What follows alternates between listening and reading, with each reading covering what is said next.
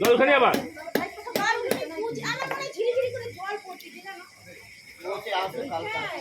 কি জল পড়তিছে ওই ও গলা দিয়ে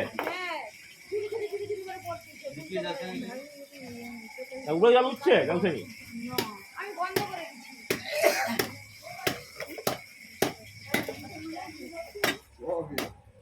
ছোট হয়ে যাবে হ্যাঁ ছোট হয়ে যাবে বড় করো বলো বড় করো হ্যাঁ বড় করতে যাচ্ছে তাহলে আর হবে না 400 আছে 450 হবে আর